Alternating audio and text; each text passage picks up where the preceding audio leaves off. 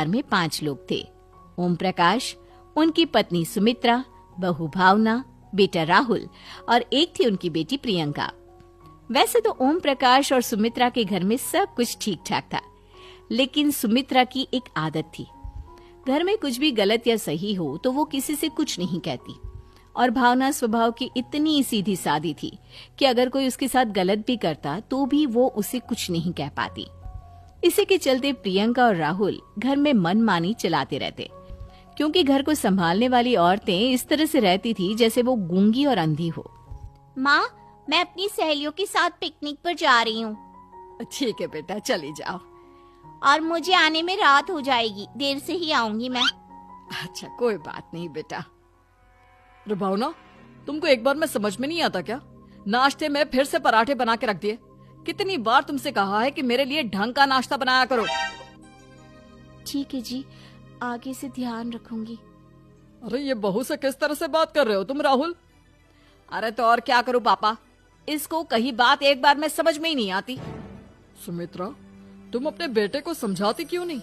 बहू से बात करने का ये क्या तरीका है?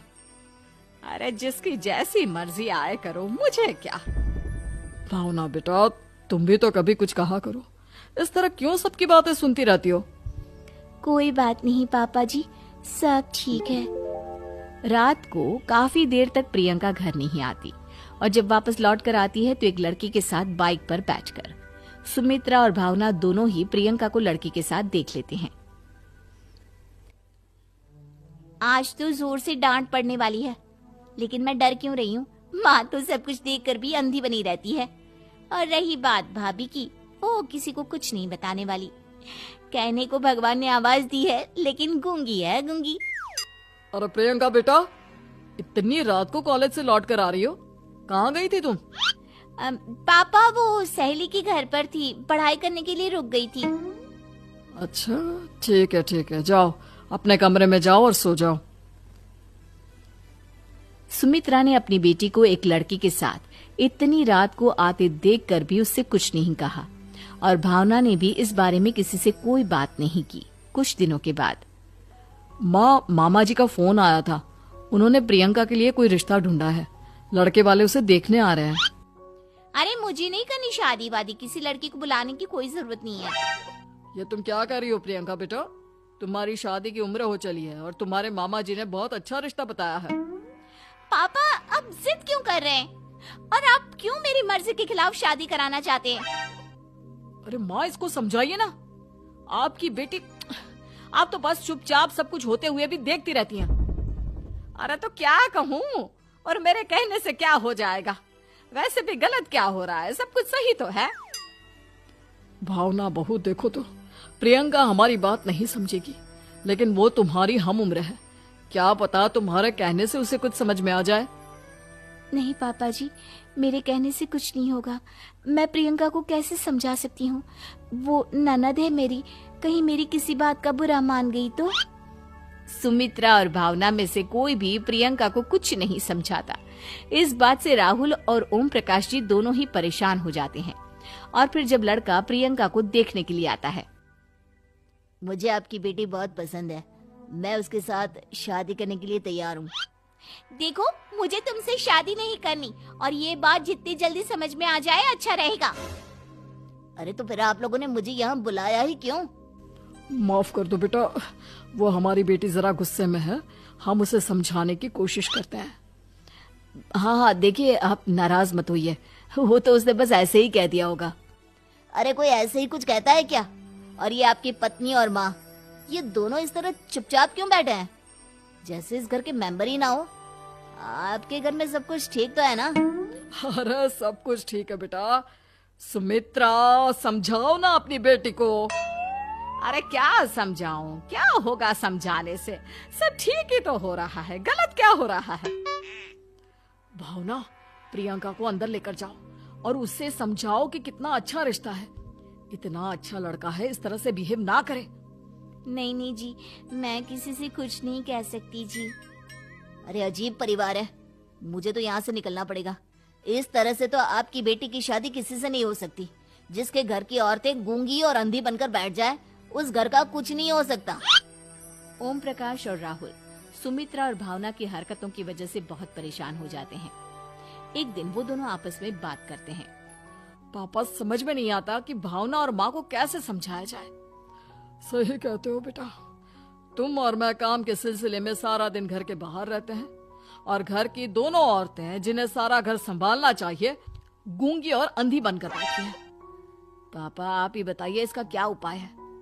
मेरी तो कुछ समझ में नहीं आता बेटा, लेकिन हमें कुछ तो करना पड़ेगा, क्योंकि इन सब की वजह से प्रियंका बहुत ज्यादा बिगड़ती जा रही है। तुमने देखा उसे किस तरह से बिहेव किया था। अरे लेकिन पापा, हम करेंगे क्या? हमें एक नाटक करना होगा। कुछ दिनों के लिए हम भी गूंगे और बहरे बन जाते हैं, उसके बाद इन दोनों औरतों को अकल आएगी। हाँ पापा, शायद आपकी बात ठीक है। हम दोनों हर बार बात को संभाल लेते हैं और इसी वजह से माँ और भावना कुछ भी करने की कोशिश ही नहीं करते। और फिर अगले दिन, भावना, नाश्ते में क्या बनाया है? जी पराठे बनाए हैं। मेरे लिए पोहा बना दो।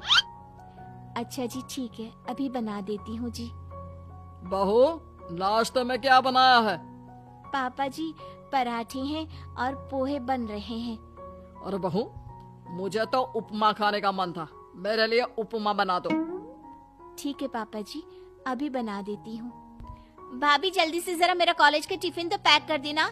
और सुनो, मुझे ना भिंडी की सब्जी खाने का मन है। सुमित्रा चुपचाप बैठी बैठी सब कुछ देख रही थी। उसने किसी से कुछ भी नहीं कहा और ये देखकर भावना को मन ही मन गुस्सा आ रहा था, लेकिन वो किसी से कुछ नहीं कह रही थी। उसे लग रहा था कि ओम प्रकाश जी, जो हमेशा उसकी साइड लेते थे, वो भी आज चुपचाप बैठे हुए थे। शाम के वक्त प्रियंका अपने बहुत सारे दोस्तों को लेकर घर आती है और उधर दूसरी तरफ से राहुल भी अपने ऑफिस के दोस्तों को लेकर घर आ जाता है। प्रियंका अपने कमरे में तेज म्यूजिक चलाकर डांस करती है और राहुल अपने दोस्तों के साथ बैठकर जोर जोर से हंस रहा था। प्रियंका और राहुल मिलकर पूरे घर को अस्त व्यस्त कर देते हैं, लेकिन भावना उनसे कोई शिकायत नहीं करती और सुमित्रा जी भी चुपचाप बैठी रहती है। लेकिन भावना और सुमित्रा के अंदर का गुस्सा धीरे धीरे बढ़ रहा था। फिर रात को ओम प्रकाश और राहुल एक दूसरे से बातें करते हैं। पापा, हमने इतना कुछ किया, फिर भी भावना कुछ बोलती ही नहीं और माँ भी कुछ गलत करने से किसी को रोकती ही नहीं।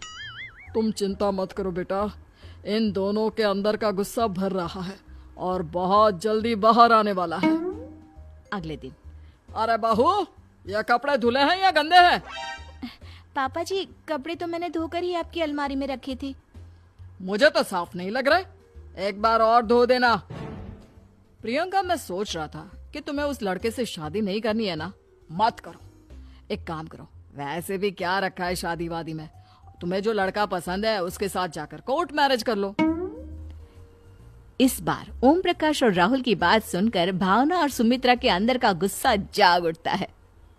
मैं किसी से कुछ कहती नहीं जी, इसका मतलब ये है कि आप लोग मुझे परेशान करते ही रहेंगे। कल 4 बार मुझसे नाश्ता बनवाया, आज पापा जी मुझसे धुले हुए कपड़ों को बार बार धुलवा रहे हैं। अरे मैं इंसान हूँ जी, कोई मशीन नहीं हूँ। तुम दोनों ने मिलकर इस घर की कैसी हालत बना दी है और अपनी बहन को भागकर शादी करने के लिए कह रहे हो।